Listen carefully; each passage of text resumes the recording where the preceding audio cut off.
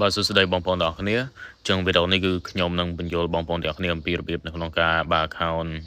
បាទ CHM បាទដំបូងបងប្អូនអ្នកគ្នាចូលទៅកាន់ត្រី3ខាងលើហើយអ្នកគ្នាចុចយកពាក្យ account បាទ account ហើយ select យកពាក្យ open live account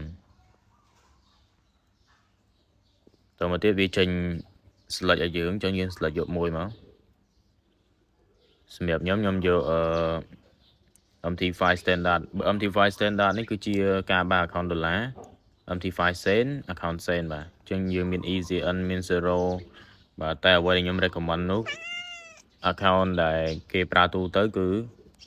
MT5 standard បាទអញ្ចឹងខ្ញុំបើក MT5 standard មកឬក៏បើសិនជាចង់បើក sen ក៏បានដូចគ្នា sen ខាងក្រោមខ្ញុំយក standard ហើយនេះចុច next ហើយចុច continue បាទអញ្ចឹងកន្លែងនេះយើងគ្រាន់តែ copy អ្វីដែលវាឲ្យជា prompt យើងនឹងមក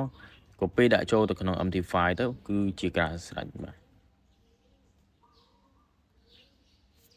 អញ្ចឹងអ្វីវាឲ្យនោះគឺយើងត្រូវយកទៅ log in នៅក្នុង MT5 បាទ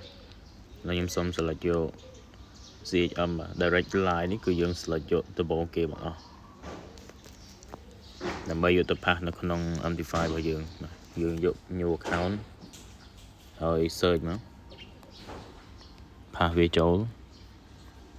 ចុច like នេះបាទអូខេដល់មកទៀតយើងយកលេខកូដ login វាខាងលើនេះបានអ្នក copy មក password យើងយក master password វានេះមក copy